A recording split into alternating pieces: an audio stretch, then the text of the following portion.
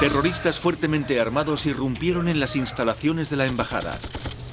Inmediatamente quedaron sitiados. Eran auténticas fieras, acostumbrados a matar. Secuestraron a políticos de alto nivel, generales y selectos miembros de la sociedad. Los retuvieron durante más de 100 días. Para las fuerzas especiales, un ataque frontal era inviable. En su lugar intentaron algo totalmente inesperado: un ataque desde el subsuelo. Nunca hubo otra solución que la militar. En juego están las vidas de los 72 rehenes. Esta es la escalofriante historia de cómo comandos peruanos pusieron fin a uno de los sitios terroristas más largos de la historia.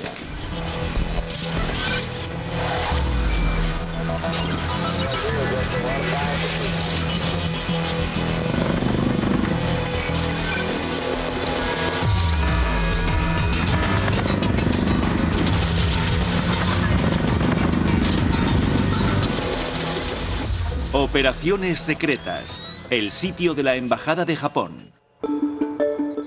17 de diciembre de 1996, Lima, Perú.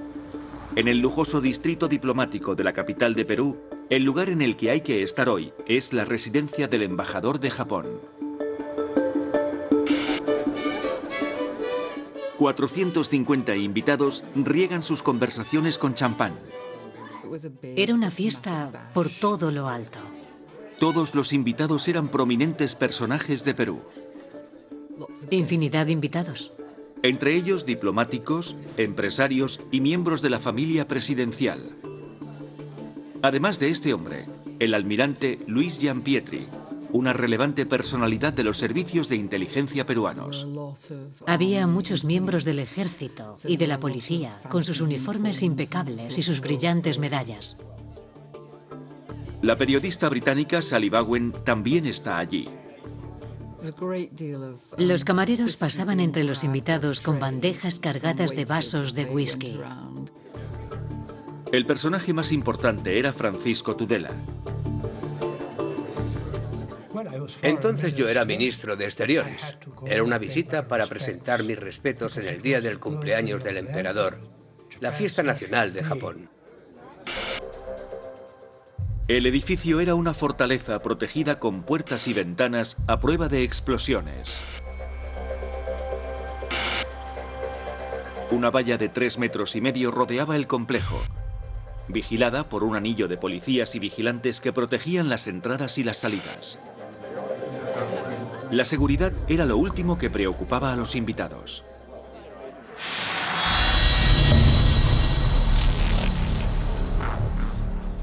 Pero un pequeño grupo de terroristas se prepara para una descabellada misión. Su plan consistía en burlar el cordón de seguridad escondidos en la parte de atrás de una ambulancia. Mientras disfrutaban de sus bebidas y sus canapés, poco podían sospechar los invitados lo que estaba a punto de suceder. A las 8:30 p.m., un grupo de terroristas fuertemente armados colocan una carga explosiva en el muro exterior. De repente hubo una explosión. Sonó como si fuera un coche bomba. De repente, irrumpieron en medio de la fiesta. No entendíamos qué estaba pasando.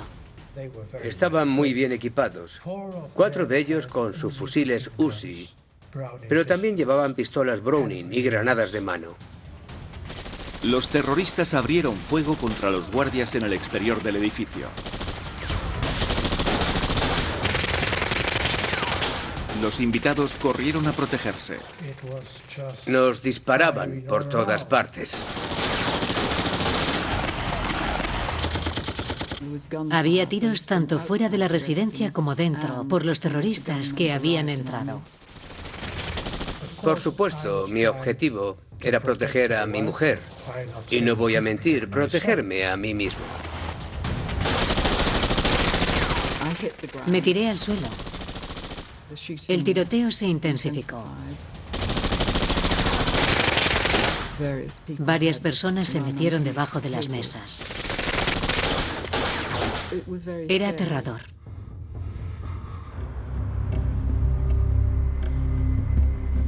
En cuanto el tiroteo cesó, los terroristas se dirigieron a sus rehenes. Que fueron muy duros con nosotros, nos dieron puntapiés, nos apuntaban con el arma, rastrillaban el arma en la cabeza. Sala de operaciones, Lima, Perú. En Lima la noticia ha llegado ya al hombre más poderoso del país, su presidente, Alberto Fujimori. 450 personas están en manos de 14 terroristas. Fujimori ha basado toda su carrera en la lucha contra el terrorismo. Esto fue en 1996 y en teoría Perú había sido pacificado. Al menos eso era lo que Fujimori había estado proclamando durante 3 años. Se calculaba que entre 1980 y 1990 las cruentas guerras peruanas contra el terrorismo, en especial el de Sendero Luminoso, habían producido 35.000 víctimas. Sí, el terrorismo iniciado por Sendero Luminoso en la década de los 80 y los 90 fue una amenaza para nuestro país. Una amenaza en que inclusive peligraba la misma existencia de nuestra patria. Estuvieron a punto de conquistar el poder. Para un hombre elegido por su proclamada capacidad para derrotar al terrorismo, este incidente desata una catástrofe política. El ataque contra un objetivo japonés era de especial resonancia. Fujimori es de ascendencia japonesa. Los japoneses eran un objetivo por su colaboración y por su apoyo económico a Fujimori y a su gobierno. Pero en ese momento Alberto Fujimori no sabe cómo responder. Necesita desesperadamente más información. Para empezar, sobre quiénes son los terroristas y qué es lo que quieren.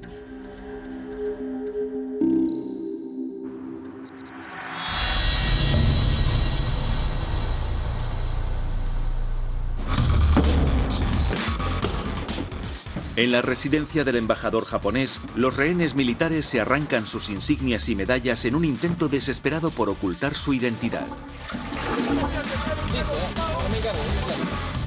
En el exterior, las autoridades tratan de abrirse camino a tiros. El tiroteo se prolongó unos 20 o 25 minutos. Arrojaron gas lacrimógeno. Pero los terroristas estaban preparados. Sacaron máscaras de gas y se las pusieron. No les pasó nada. Y el gas terminó desvaneciéndose. El rebelde que llevaba el megáfono empezó a gritar que el embajador japonés se pusiera en pie y se identificara. Supongo que, como yo, la gente que estaba a mi alrededor también se pondría muy nerviosa, porque tuvimos el terrible presentimiento de que el embajador iba a ser asesinado delante de nosotros.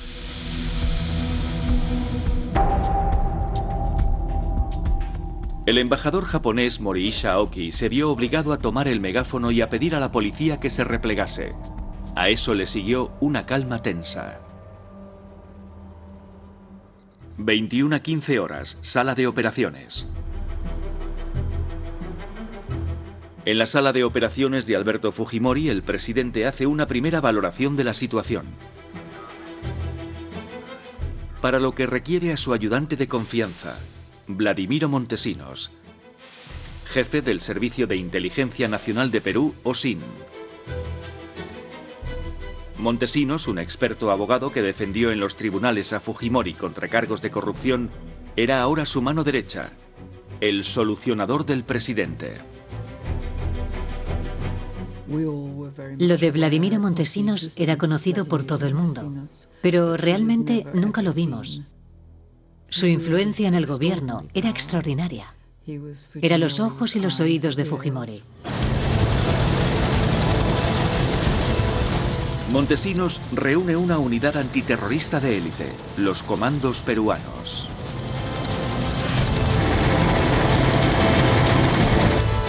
Los comandos de peruanos de modo especial están permanentemente entrenados para cualquier contingencia que pudiera presentársele a la nación, ¿no? El combate en espacios cerrados, la recopilación de inteligencia y el asalto desde helicópteros son algunas de sus capacidades. Paracaidismo, anfibios, técnica de montaña, a rescate de rehenes, me refiero a la dominación de inmuebles y al tiro instintivo selectivo.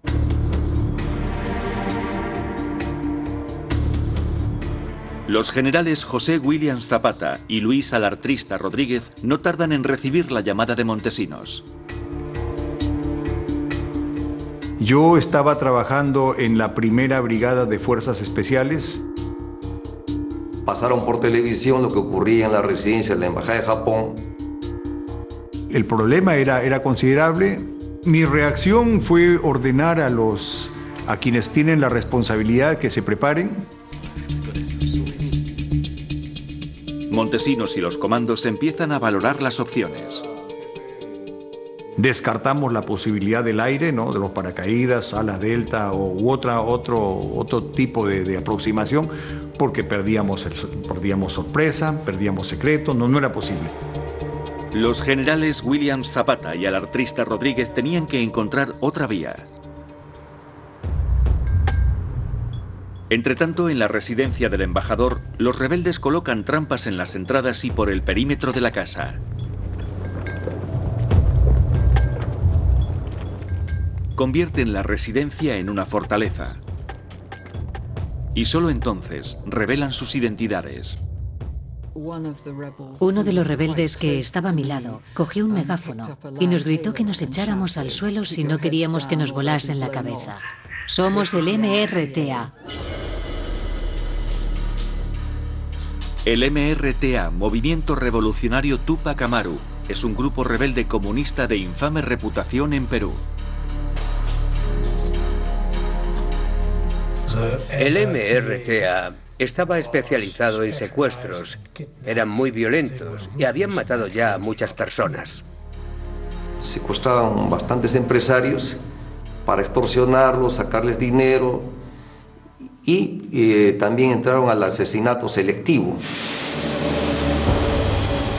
El terrorista que comandaba el asalto era también el líder del grupo, Néstor Zerpa Cartolini. Nacido en Lima en los 50, Zerpa había sido un político radical que había terminado tomando las armas. Era un hombre psicópata. Era un tipo muy sanguinario. Zerpa pretendía que el secuestro de rehenes diera publicidad al movimiento. Inmediatamente identificó a la periodista inglesa Sally Bowen como alguien que puede resultarle de utilidad. Se mostraba sereno, contenido. Permanecía en un pequeño despacho junto al vestíbulo de la residencia. Le preguntamos qué perseguía, por qué estaba haciendo esto. E inmediatamente nos dijo que su demanda era que los prisioneros políticos del MRTA fueran puestos en libertad. Zerpa exige la liberación de 400 prisioneros políticos, incluida su propia pareja, y una gran suma de dinero. Pedían también un cupo de guerra, que le llamaron, de aproximadamente 6 millones de dólares. Y el cambio de modelo económico, era un chantaje que querían hacerle al gobierno. Zerpa también quería reunirse con el presidente y si sus demandas no se satisfacían, asesinaría a rehenes.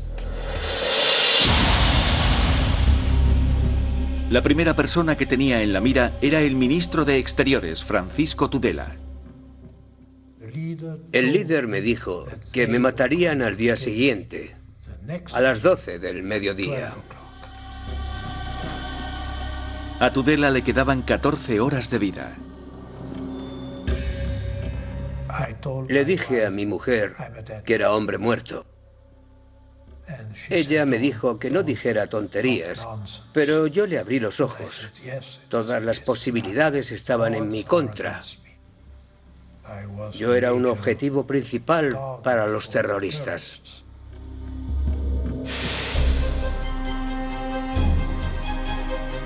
Afortunadamente, uno de los rehenes actuó.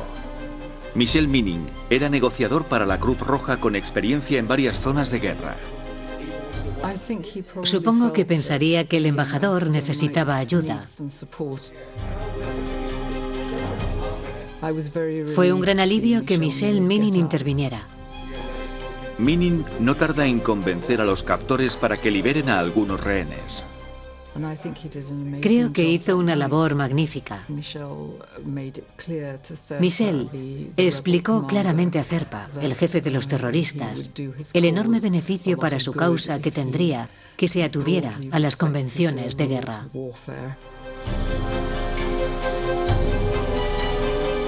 Minin consiguió la liberación de los camareros primero y de las mujeres y los niños después, en total 170 personas.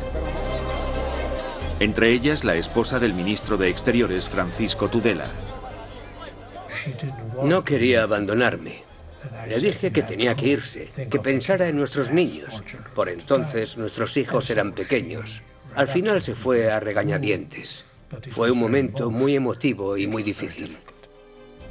Sally Bowen también estaba entre los liberados.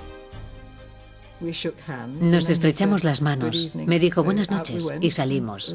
Así nos fuimos de allí. De repente, cuando abrimos la puerta, se abalanzó sobre nosotros una batería de cámaras, de gente gritando y haciéndonos preguntas. A Sally Bowen le había sido encomendada la tarea de anunciar a la prensa mundial las demandas del líder del MRTA. El testimonio de otros rehenes dejó claro que cualquier intento de irrumpir en el edificio era una locura. 18 de diciembre de 1996, Lima, Perú. Al día siguiente, Fujimori inicia una serie de reuniones con su gabinete. Se niega a liberar a ningún prisionero del MRTA. Imagínese por un segundo que el gobierno hubiera accedido al pedido del MRTA que suelten a los terroristas. Al día siguiente no nos hubiéramos habido otro grupo terrorista. Sendero Luminoso solamente tomaba otra embajada, un colegio y pedía lo mismo, ¿no? Entonces esto hubiera sido inmanejable.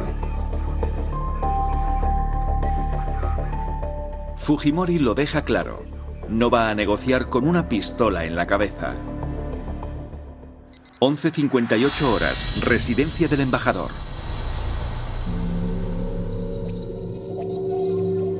Para Francisco Tudela, la firmeza de Fujimori es su sentencia de muerte.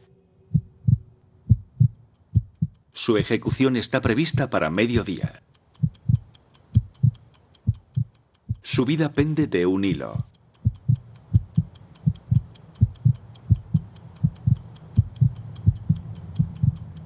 La hora se acerca.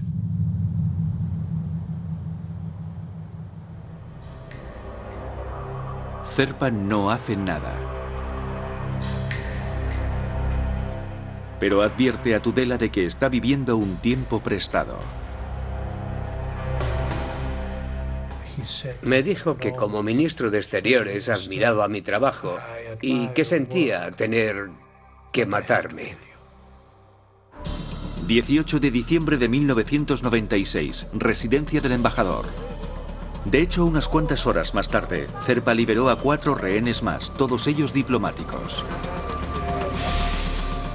Entretanto, los preparativos para recuperar el control de la residencia del embajador continúan. Gracias a los rehenes liberados, los comandos están consiguiendo información muy valiosa. Ahora conocen las fuerzas y las posiciones del enemigo. Ya sabíamos que eran 14 terroristas, que todos habían entrado con armamento de guerra, entonces tenían un RPG. O sea, ellos prepararon esta operación, no sabían con qué debían ingresar. Estudian una maqueta a escala del complejo en busca de una vía de entrada. Un ataque frontal es inviable. La única manera de abordar la operación es intentar algo totalmente inesperado. Un ataque desde el subsuelo. La aproximación por superficie estaba con limitaciones por las trampas explosivas. Entonces salió la idea de ir por abajo, por túneles, bajo tierra, ¿no?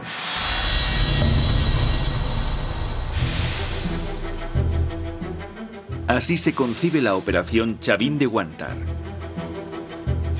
Su nombre hace referencia al yacimiento arqueológico peruano conocido por su red de túneles.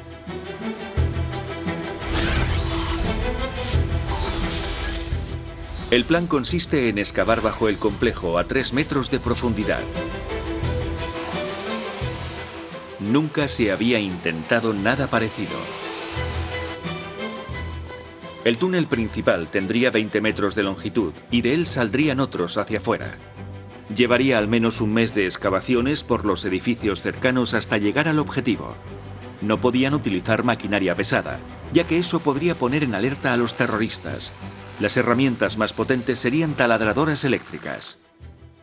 La operación se pone en marcha a los pocos días. 22 de diciembre de 1996, residencia del embajador. De momento, sin embargo, Zerpa Cartolini parece estar disfrutando con la situación.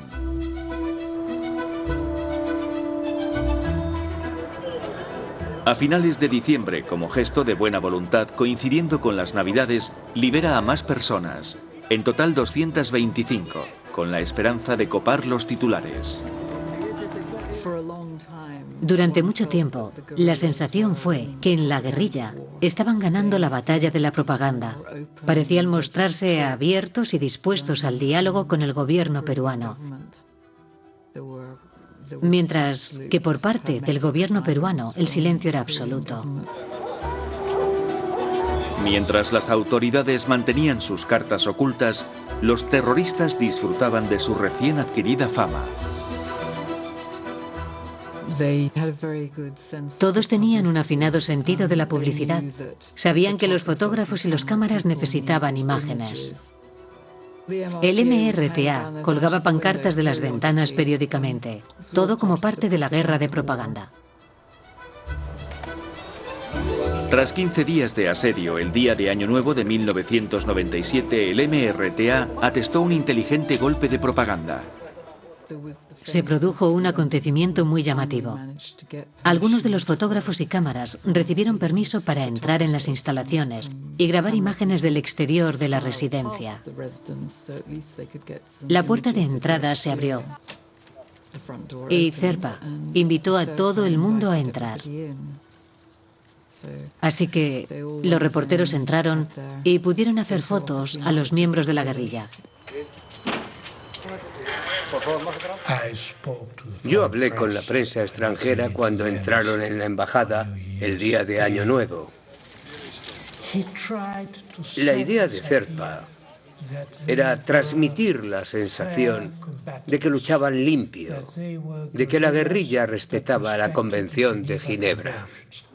Enero de 1997, residencia del embajador. A pesar de su falsa calma, el asedio se hace interminable. Para los desafortunados que siguen dentro, la vida se sume en una extraña rutina.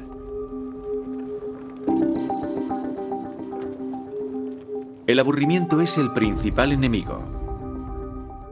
Los rehenes dan charlas sobre todo tipo de asuntos por turnos. Algunos corren por los pasillos para mantenerse en forma.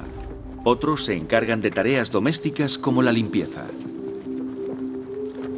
Primero, sorpresa, temor, angustia, cólera, pero llega un momento en que uno asimila todo eso y entra en una etapa de ordenar sus cosas y al final lo que quiere es que se termine sí o sí. Por la noche, los rehenes tienen que dormir en el suelo. Está frío, abarrotado. La atmósfera está muy cargada. Difícil dormir así, de esa forma, porque uno no se acostumbra mucho. Para el almirante Gianpetri, la noche es el momento para reflexionar. Era el momento en que yo era dueño de mis pensamientos.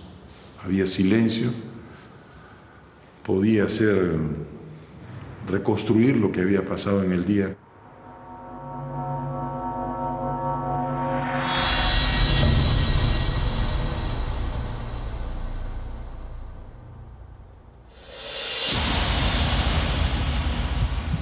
Ocasionalmente los terroristas mostraban su verdadera cara.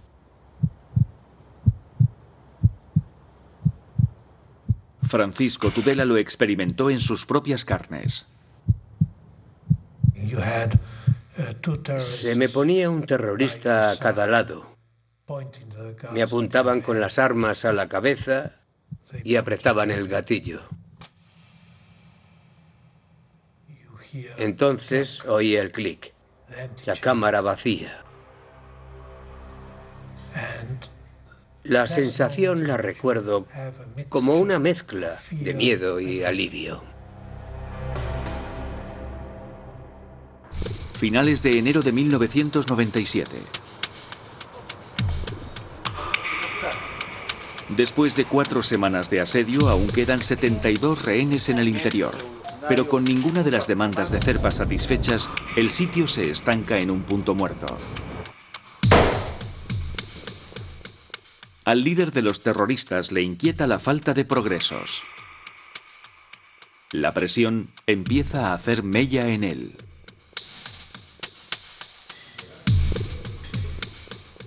Tenía cambios radicales de estado de ánimo. De repente se ponía muy nervioso y era violento. Y entonces, a las pocas horas, lo veías tranquilamente durmiendo. Y luego se levantaba agobiado. Se llevaba las manos a la cabeza. Se asomaba a la ventana a respirar. Y el ciclo comenzaba de nuevo. Y otra vez se ponía violento.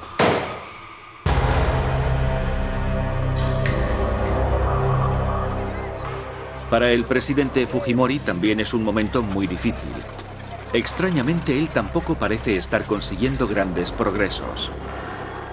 Decide intentar algo nuevo. La embajada es rodeada por carros de combate y armamento pesado, y en torno a ella se reproduce música a todo volumen. Es una conocida estrategia de guerra psicológica diseñada para alterar los nervios de quienes están dentro de la casa. Eso fue una de las mayores torturas que tuvimos nosotros. El ruido era impresionante. No podíamos hablar entre nosotros porque era muy fuerte el ruido.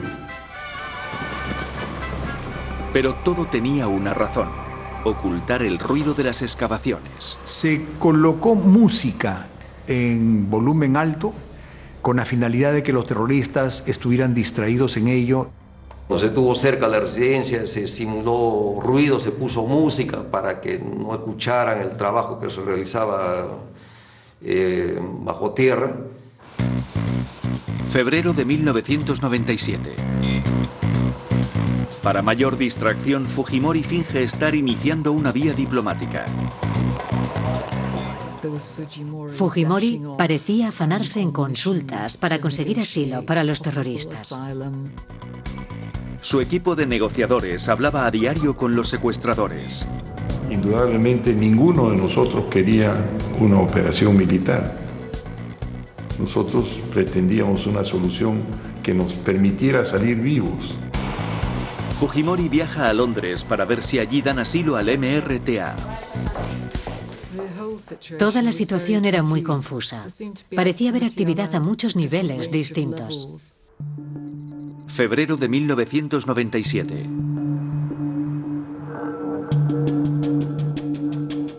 La vía diplomática es solo una tapadera. Con ella pretenden ocultar sus verdaderas intenciones.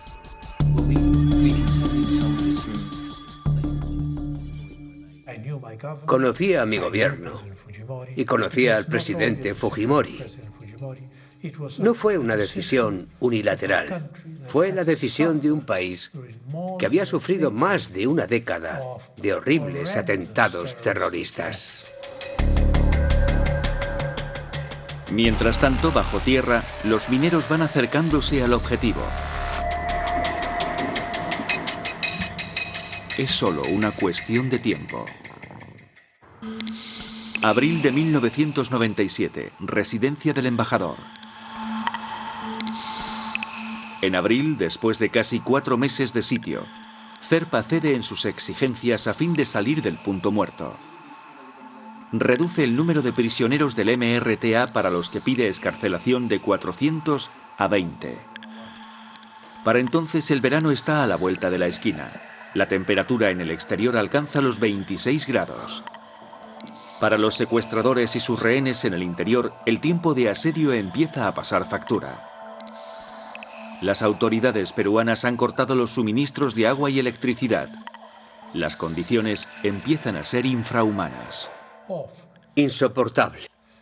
Sin agua corriente, sin electricidad, sin higiene. Con el agua cortada, los inodoros rebosan. Los baños colapsaron muy rápido. Mucha gente tenía el colon nervioso. O sea, el olor era muy fuerte. Pero las condiciones insufribles formaban parte del plan del ejército. Era la manera de obligar a los terroristas a recurrir a los recursos del exterior. Esto fue a propósito para poder manejar este aspecto de que ellos recibieran víveres. La única fuente de provisiones y agua era la Cruz Roja, que hacía entregas periódicas a la casa. Los equipos de la Cruz Roja Internacional entregaban comida todos los días, así que entraban y salían diariamente de la residencia.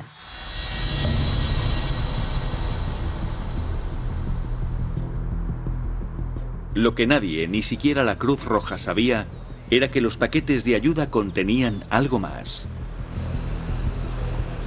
Las autoridades habían ocultado dispositivos en las cajas. En concreto, estaban destinados a un hombre, el almirante Luis Giampietri. Entre los juegos de mesa, objetos religiosos, libros e incluso instrumentos musicales, había micrófonos y cámaras diminutos. Los especialistas técnicos de los servicios de inteligencia peruanos habían fabricado dispositivos de escucha diminutos a medida. El servicio de inteligencia había unos micrófonos que iba introduciendo en diferentes accesorios, una guitarra, unos libros, los alimentos, y de esa forma es que ellos podían escuchar información y luego ponerla por escrito y hacérnosla llegar para que nosotros la podamos utilizar. Algunos de los dispositivos de escucha no eran más grandes que una cerilla. Las cámaras también eran minúsculas e integraban transmisores.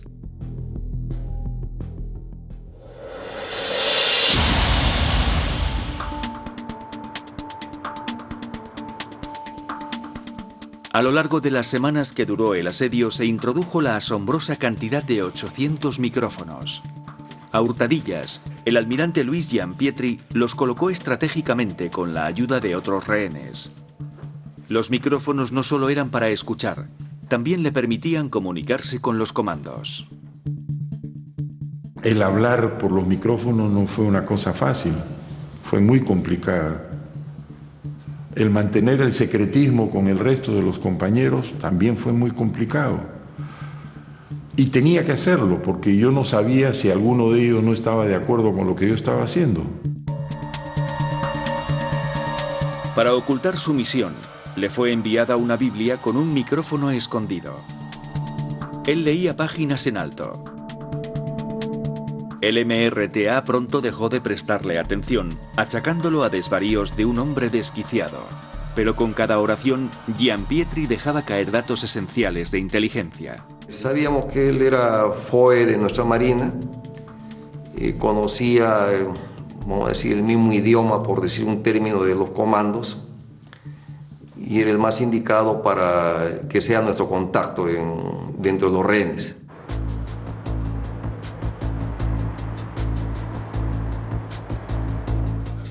Sala de operaciones. En la sala de operaciones los comandos escuchan la información recogida por cada micrófono. Poco a poco empiezan a completar la foto detallada de la situación. los escuchábamos también a los terroristas, entonces fuimos obteniendo más datos que nos iban a permitir hacer mejor la acción, ¿no?, de rescate de rehenes. Averiguaron que por la noche los terroristas se mantenían especialmente alerta. Era cuando más temían que se produjera un ataque. Algunos dormían entre los rehenes, mientras otros montaban guardia por turnos. La inteligencia proporcionada por Gianpietri también revela un dato clave.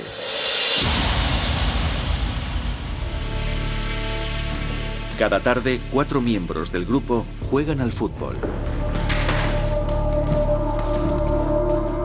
El amplio salón de la planta baja les sirve de campo.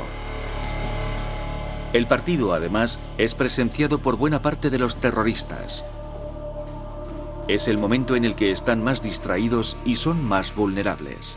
Uno se indujo a caramba, si están reunidos los por medio de 10 o 12 terroristas jugando fulbito abajo en el área del comedor y de la sala, ahí podemos agarrarlos reunidos. El partido de fútbol vespertino era claramente el momento de lanzar el ataque. Los comandos ultimaron los detalles del plan. Cavaron un túnel especial justo debajo del salón. Se decidió también hacer un brazo del túnel bajo el piso de la residencia donde jugaban fulbito.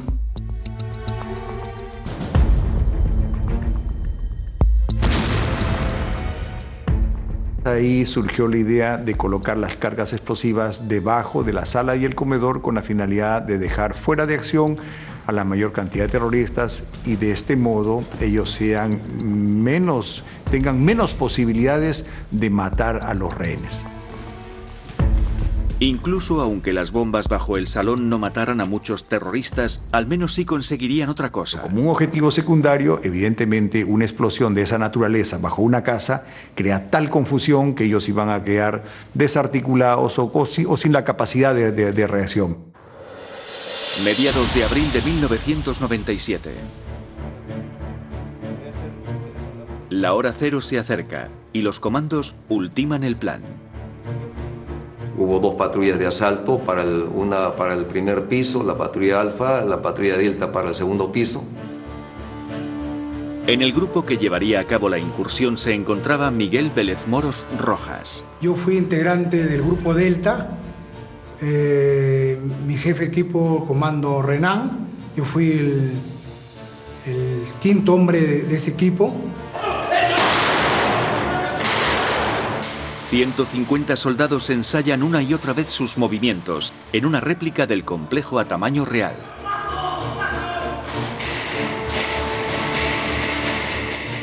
Practican diferentes técnicas de evacuación y prueban distintos tipos de explosivos. Se vio que esta fuera exactamente la carga, no mucho que volara a la residencia, pues vamos a eliminar a los rehenes, ¿no? Ni poco que no hiciera nada. Cuando ya casi están preparados, surge una complicación. Los periodistas que se habían instalado en los tejados de alrededor de la embajada repararon en la cantidad de ruido que venía del subsuelo. De manera que acabamos deduciendo que estaban cavando túneles.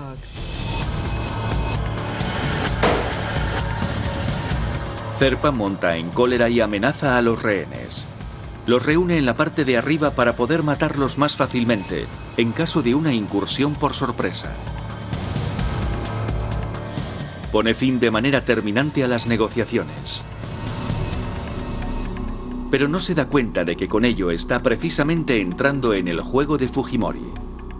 Negándose a negociar y a garantizar la integridad de los rehenes, Zerpa le da a Fujimori la excusa para actuar. Llegó a que se tomara la decisión de hacer la operación de rescate de rehenes.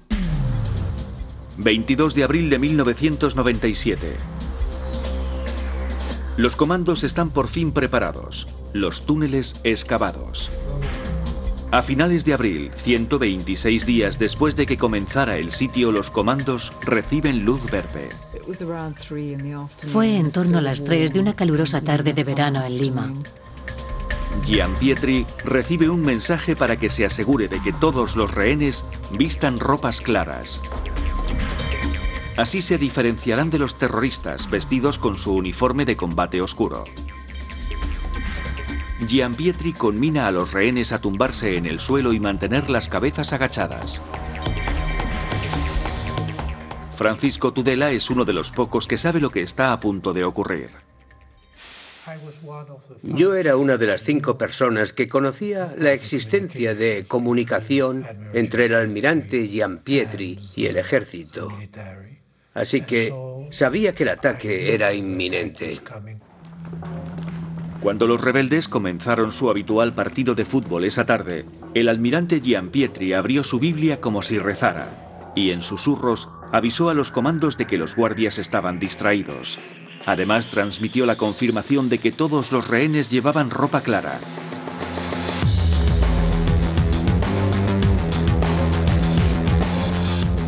Se envió a un grupo a colocar la carga bajo el salón. Acaban de dar las 3. Y mi equipo se desplazó por el sector del túnel principal. De repente emergieron los comandos. Después de meses de inactividad, un tiroteo y nubes de humo surgen de la parte de arriba de la residencia. Todo estaba siendo retransmitido por las cámaras de televisión en directo, instantáneamente. Como estaba planeado, la primera fuerza Alfa irrumpe en la planta baja. Mientras, la Delta llega a la planta de arriba y empieza a buscar a los rehenes. El grupo Delta a cargo del segundo piso. Ellos ingresaron también en todo el perímetro. Ingresamos a la residencia por 6 lugares a la vez.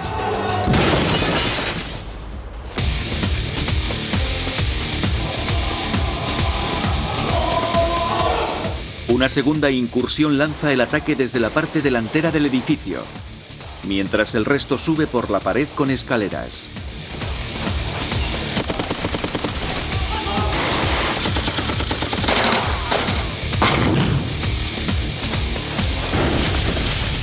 Más explosiones señalan la llegada de nuevos grupos de soldados de élite, mientras el equipo Delta acomete el asalto sobre la planta de arriba desde la terraza. Y comenzaron ellos a evacuar a nuestra voz, ¿no? Evacuar. Se inicia el tiroteo. Los rehenes descienden rápidamente por las escaleras y abandonan la residencia a toda prisa, protegiéndose la cabeza. Con muchos rehenes ya a salvo, los comandos se preparan para el combate.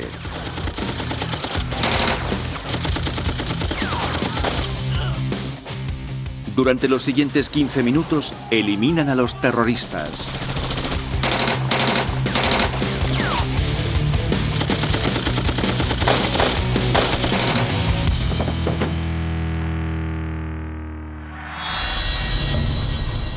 Pero esto no ha acabado aún para Francisco Tudela, que sigue atrapado en su escondite. Uno de los terroristas fue a por él. El terrorista era mi ejecutor. Vino a buscarme a la habitación y me vio en la terraza. Lanzó una granada de mano. Recibí 60 impactos de metralla. Aún tengo 18 fragmentos dentro. Y luego me disparó. Falló las 2 primeras veces. La tercera, en cambio, me dio en la pierna.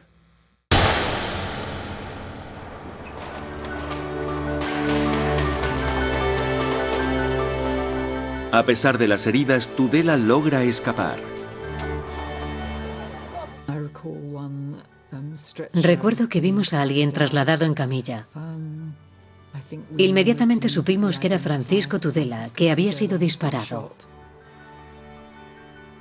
Me acuerdo que al llegar a un punto del jardín, el almirante Gianpietri me vio y me dijo, ¿estás herido? Y yo le contesté, no, estamos salvados. Estaba exultante de felicidad.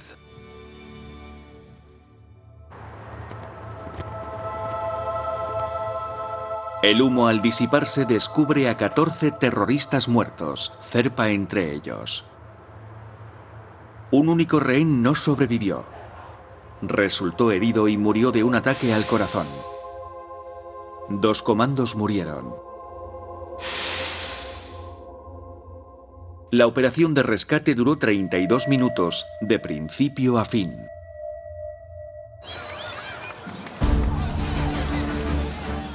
Para el presidente Alberto Fujimori fue todo un éxito. En un último acto de exhibición visitó la casa.